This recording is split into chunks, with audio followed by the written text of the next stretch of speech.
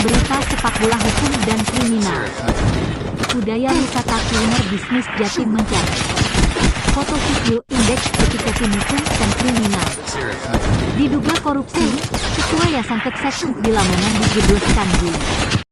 Eko Sujarwo Detik Jatim Jumat, 21 Februari 2025 sewaktu Indonesia Barat. Bagikan komentar dua tersangka kasus dugaan korupsi di Lamongan saat akan dijebloskan ke lapas Koto. Eko Sujarwo Detik Jatim Lamongan.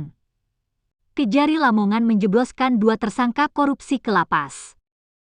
Kedua tersangka tersebut diduga terlibat korupsi dana bantuan Center of Excellence dari Kementerian Pendidikan di Wahid Hasim, Geladah tahun anggaran 2020.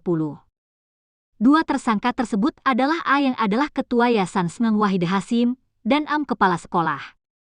Keduanya diduga telah melakukan tindak pidana korupsi dana bantuan Center of Excellence dari Kementerian Pendidikan di Wahid Hasim, Kecamatan Geladah.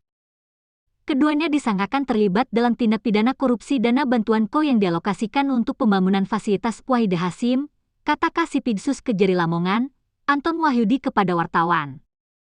Kamis 22/2025 baca juga 3 orang jadi tersangka korupsi pembangunan Reptil Gas Lamongan Rp331 juta. Anton mengungkapkan, Kejari Lamongan telah melakukan penyerahan tersangka dan barang bukti tahap 2 atas perkara tersebut. Anton melanjutkan, tindak pidana yang disangkakan kepada kedua tersangka adalah pelanggaran Pasal 2 dan Pasal 3 Undang-Undang RI Nomor 31 Tahun 1999 tentang pemberantasan tindak pidana korupsi yang diubah dengan Undang-Undang RI Nomor 20 Tahun 2001. Jo Pasal 55 ayat 1 terhadap kedua tersangka telah dilakukan penahanan di Lapas Lamongan pada Kamis 20 Februari 2025 hingga 11 Maret 2025, ujar Anton.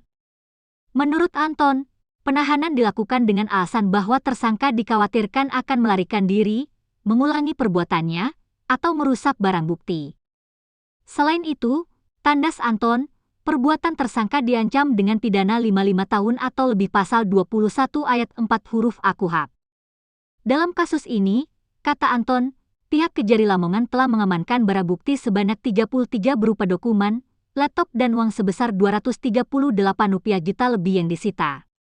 Baca juga Kade Sidomukti Lamongan jadi tersangka pungli Rp210 juta.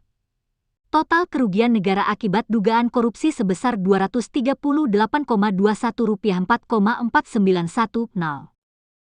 Tegasnya sementara, penasihat hukum kedua tersangka, Muhammad Maruf Syah membantah tuduhan tersebut. Menurutnya, tidak ada kerugian negara yang terjadi dalam kasus ini.